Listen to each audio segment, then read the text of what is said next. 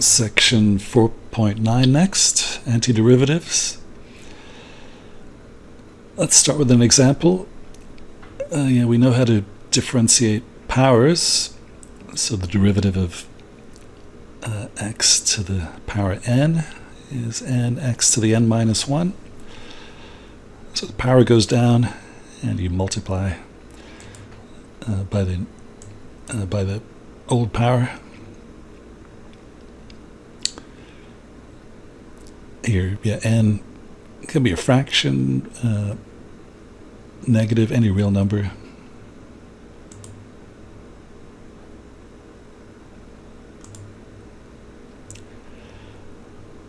And in this section, we want to go backwards, so we can differentiate, but what's the reverse of that? Well, it's called anti-differentiation. Let's see it with x to the power 3.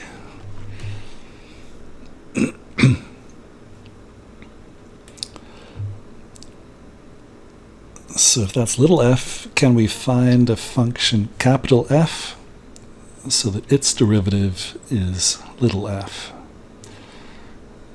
Okay, so we're looking for something, a new function, so that its derivative is x to the power 3. Okay, we know the derivative of x to the power 3 is 3x squared, but we're going the other way. We're looking for the antiderivative.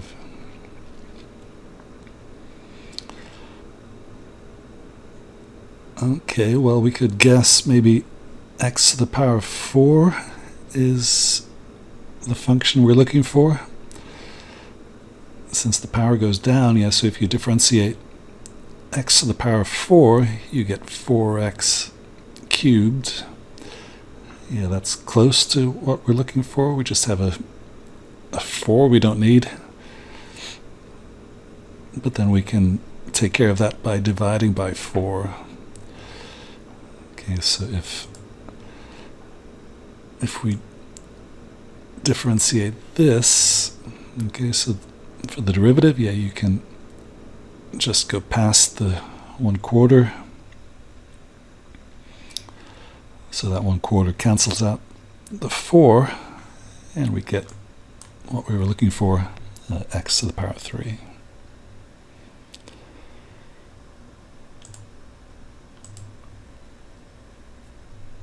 Okay, so the function capital F that we wanted is 1/4 of x to the power 4.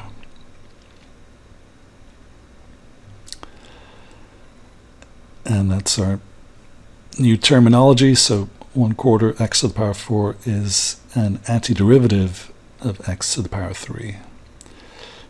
It just means when you differentiate this, you get x to the power 3. Alright, so why do we want to go backwards? We'll see in the next chapter, chapter 5, that this is very useful. If you're looking for areas under graphs, then it's antiderivatives are needed. So that gets into integration. So in general, if the derivative of capital F is equal to little f, then capital F is an antiderivative of little f. So going one way, we get derivatives, but then you can go backwards, antiderivatives, just like squaring and square roots. It's their inverse operations.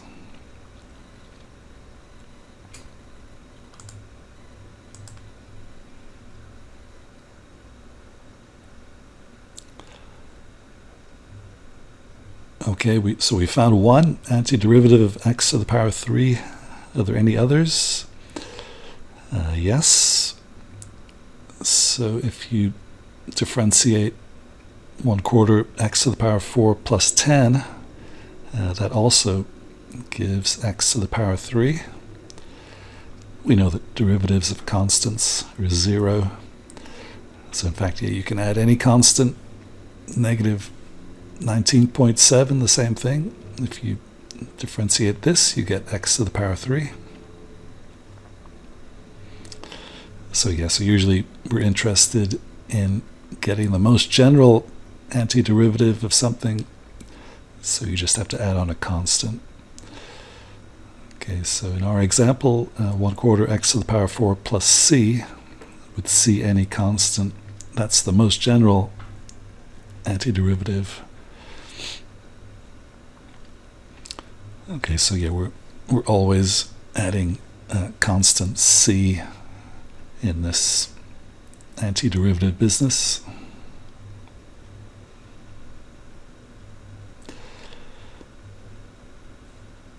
Okay, x to the power 3 was the first example. Example 2, find the most general antiderivative of sine of x.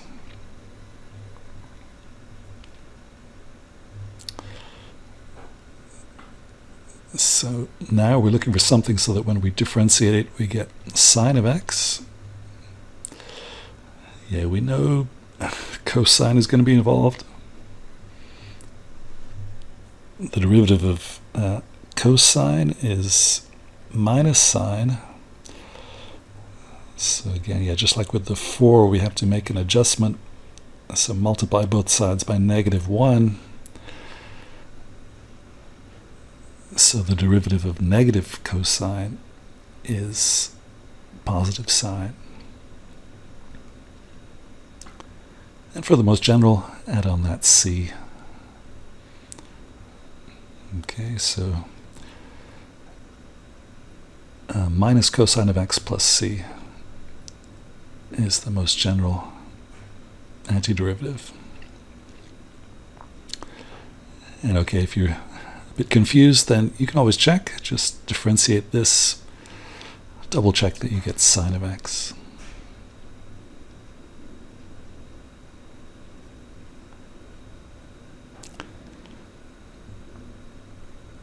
Okay, so we can do it with trigonometry, going back to our powers. So if we want a formula, so looking for the antiderivative of x to the power n, where n is any real number, then yeah, the thing to start with is 1/n plus 1, x to the power n plus 1.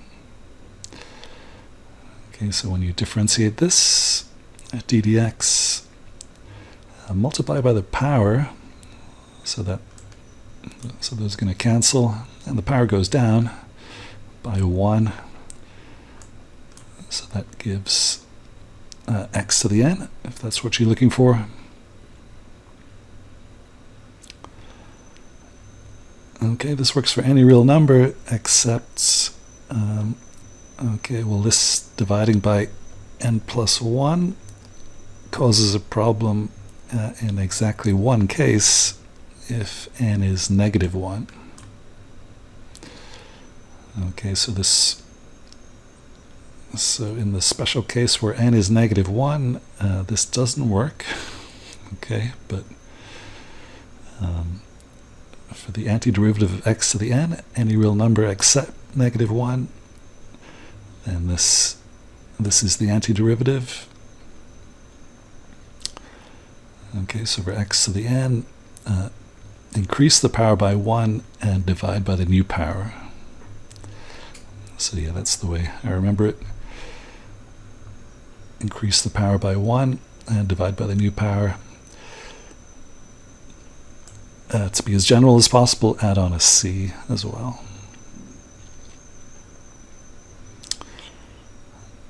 Okay, what about that missing case? Yeah, if n is -1, then that's the same as 1/x.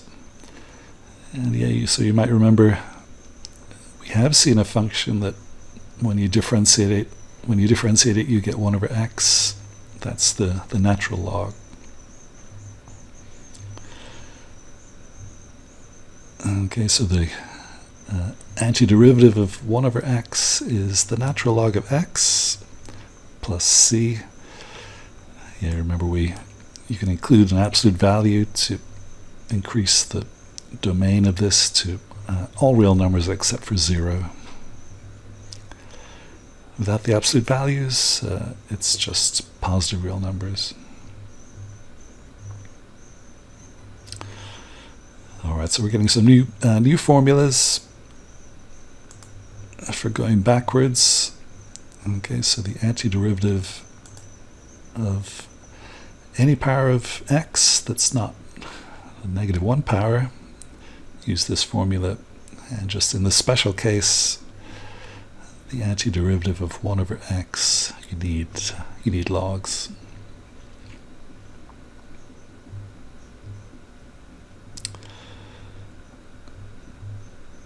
Okay, so any polynomial or any just anything with a sum of powers times numbers, so that's pretty easy to find the antiderivative just using these ideas. Okay, so if we want the antiderivative of 8x to the power 7 minus x plus the square root of x, of course that's a 1/2 power, minus 13x to the 4 over 5. Okay, so we can work on each part separately.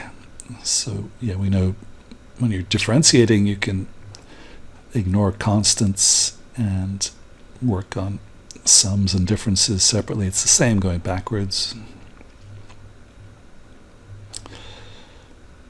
Okay, so each piece, so x to the 7, so using our formula, increase the power, divide by the new power.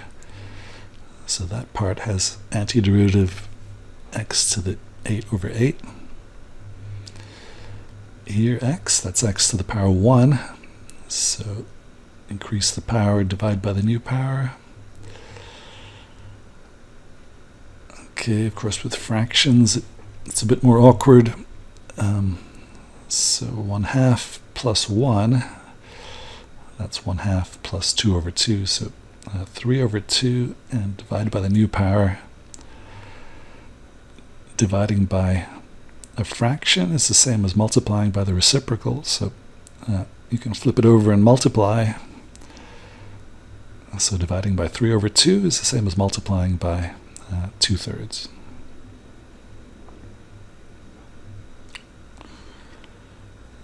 And the same here, so 4/5 plus 5/5 is 9/5. Divide by that, so we're getting 5/9 of x to the power 9/5. Alright, so these are the antiderivatives for each piece, and then just put in the numbers. Okay, so for this we're multiplying by 8, so 8 times this, the 8's cancel, minus this one, plus this one, and minus 13 times this one, so minus, that makes it negative 13 times 5/9, so it's 13 over 1, multiply straight across, 65/9.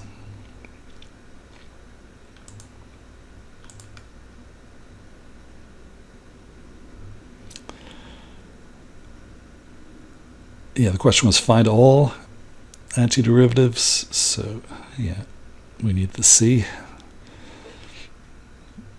Okay, so any function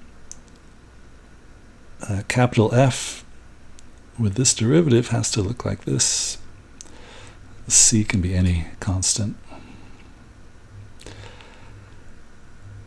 And yeah, so good to check. So differentiate this, check that you get the correct F prime.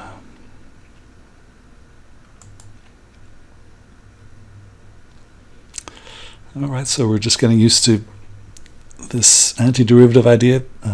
going backwards,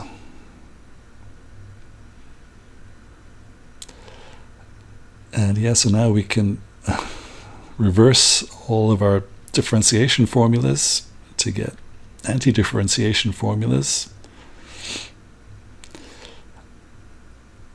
Okay, so yeah, an easy one. So the derivative of e to the x is e to the x.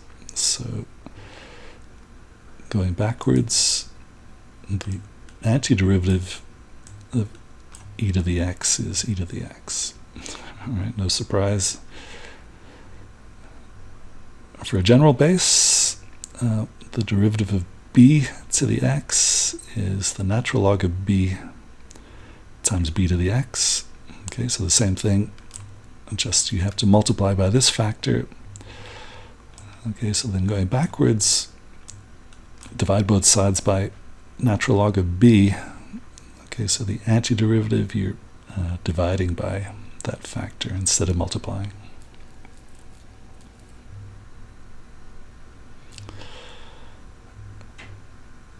The derivative of sine is cosine, so the so cosine of x has antiderivative sine of x.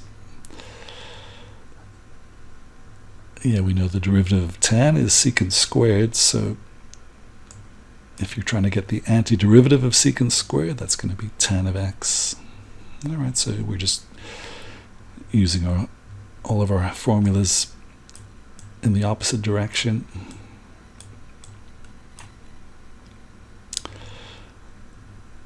Yeah, this more obscure one, if you're looking for the antiderivative of 1 over the square root of 1 minus x squared, then that's going to be sine inverse of x,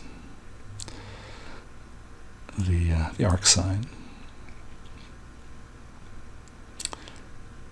And yeah, you remember the other one, so 1 over 1 plus x squared, that has antiderivative arctan, right?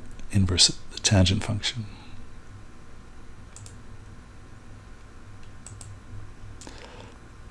All right, so any differentiation formula, we can use it as an anti-differentiation formula. And yeah, don't forget, if you ask for the most general form, then add on plus c's.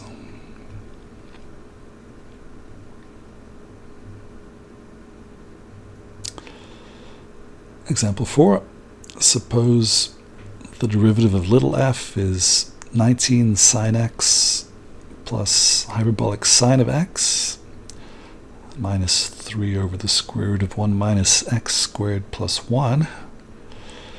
Find the general antiderivative f of x.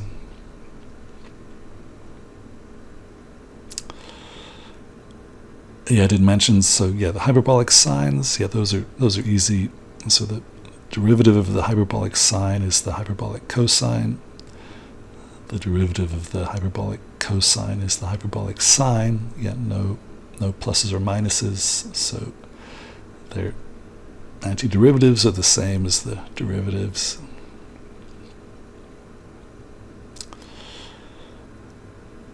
Okay, so yeah, the antiderivative of e to the x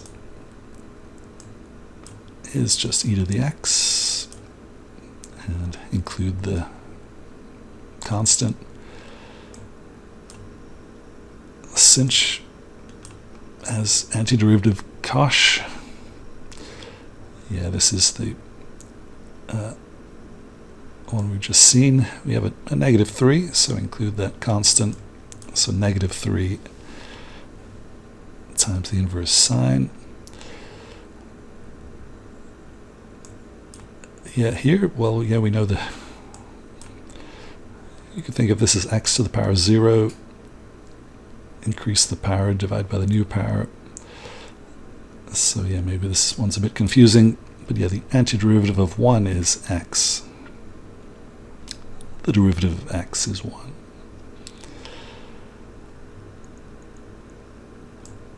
And for the most general answer, plus c.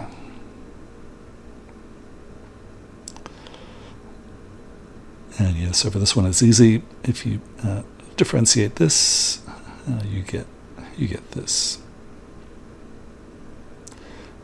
Easy to check.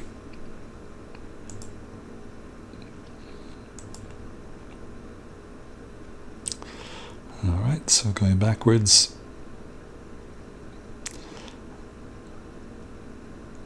Yeah, in this same example, suppose we were given more information.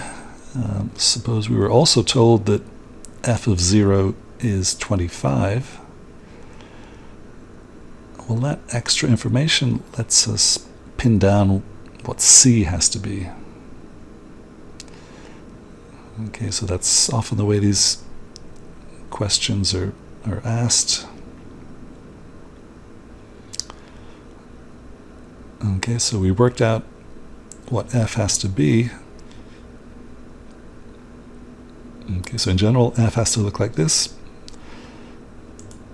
But then using this information, okay, so substitute 0 for x. So put in zeros here. Okay, so 25 is equal to f of 0. This is f of 0. And then just a bit of working out.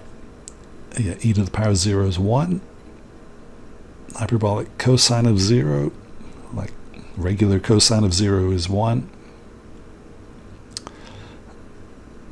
Sine of 0 is 0, so sine inverse of 0 is also 0. So we get 0 here, and 0 for x. Okay, so when we substitute, yeah, we're getting 19 plus 1 plus c. Okay, so this information means that 25 is equal to 20 plus c. Solve for c. Subtract 20 on both sides, so c is 5.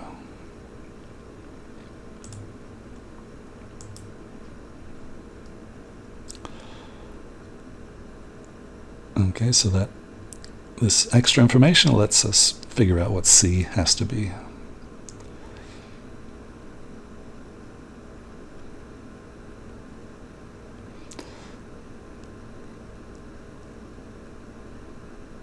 Okay, next example, find g of x if the second derivative of g is equal to sine x.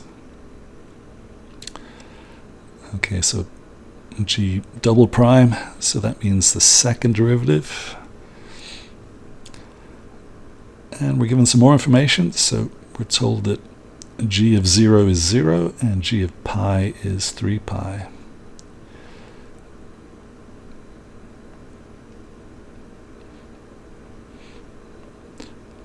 Alright, so first step is, okay, we're looking for g, but first we're going to take one antiderivative to get g prime. Okay, so the antiderivative of sine of x, yeah, we saw that earlier. It's minus cosine of x plus c. Okay, so if you differentiate this, you get sine of x. But now, okay, so to get g, we have to do that again. So one more antiderivative.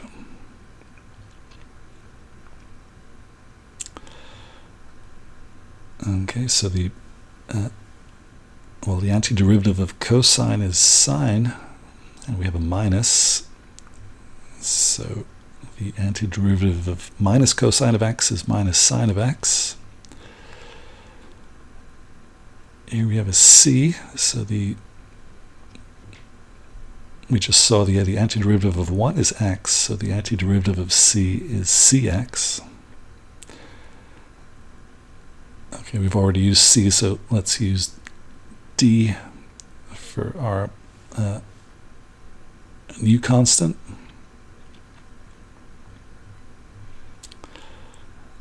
Okay, so you see, if you take two antiderivatives, you're introducing two constants.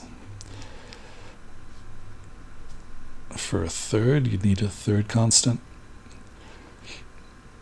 Okay, so you can check this makes sense. If you take the first derivative, you'll get this. The d drops out. Take another derivative, the c drops out. You're getting sine. All right, so this is the most general version of the antiderivative, the double antiderivative.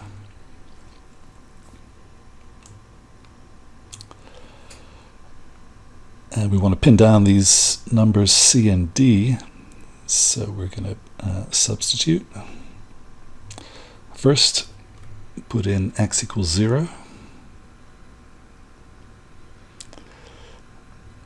Okay, so g of 0 is supposed to be 0, so 0 is equal to this with x equals 0. Sine of 0 is 0, so this drops out. C times 0 is 0, so we're just left with d. So this first one is telling us that d itself has to be 0.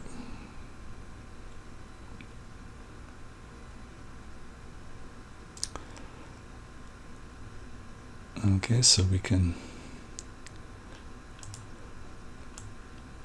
eliminate the d, so now we know g of x has to look like this. Now substitute pi for x.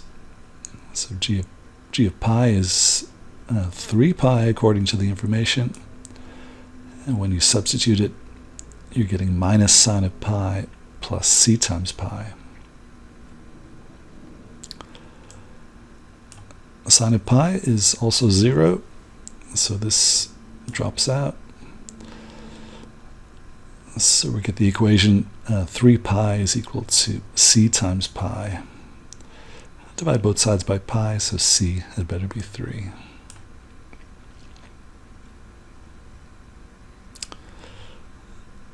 All right, so yeah, we're just substituting and then solving for the constant.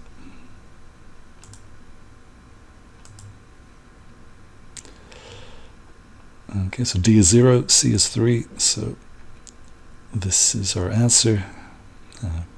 G of x is minus sine of x plus 3x.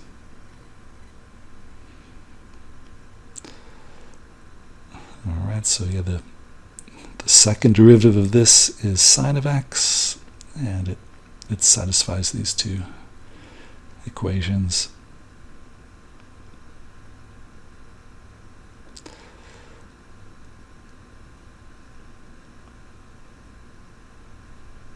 All right.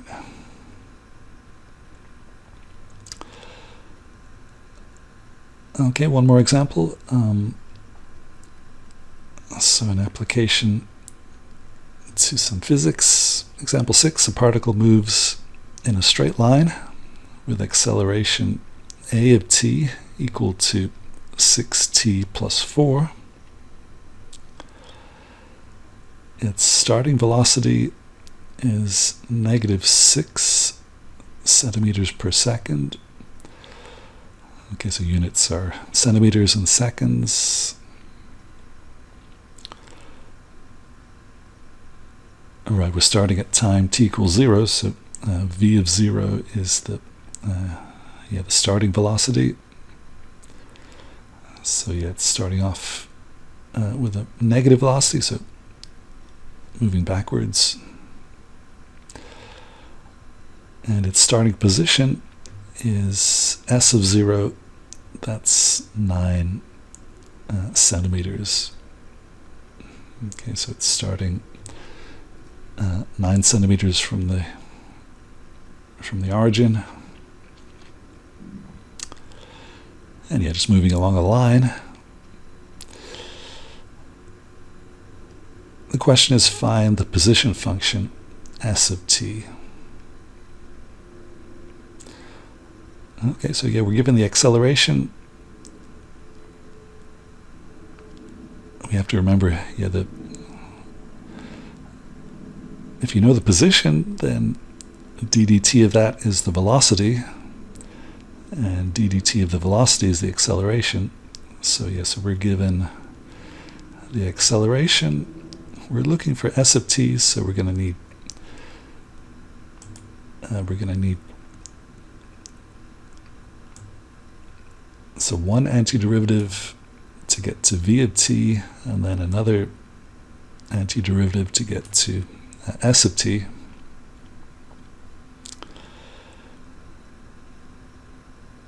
So we'll get two constants, and then we're going to use this extra information to figure out those constants.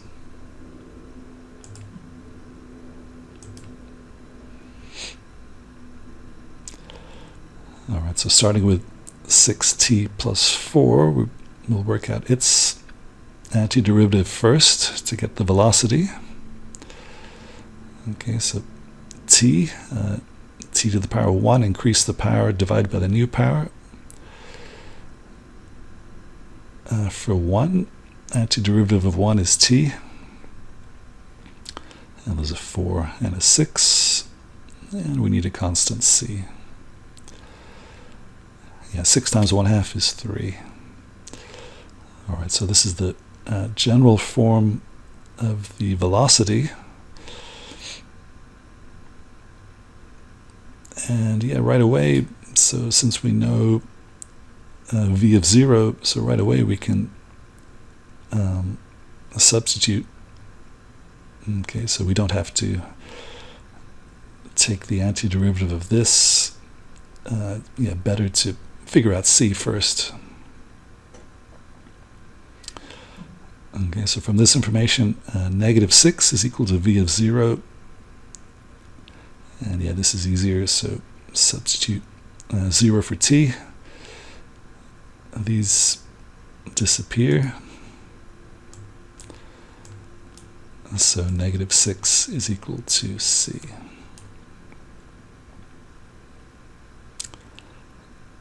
So that's the constant.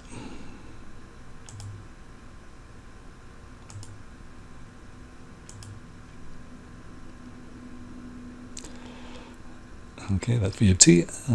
Then one more antiderivative to get the position function s of t. Okay, increase the power, divide by the new power. Same here. Antiderivative of -6 is -6t. And we need the constant. So simplifying, s of t is t cubed plus 2t squared minus 6t plus d. The other information was 9 is equal to s of 0, right? The starting displacement. Substitute, so d had better be 9.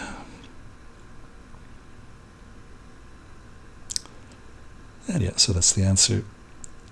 So the position function s of t is equal to this, with everything worked out. So yeah, we had enough information to pin down s of t exactly.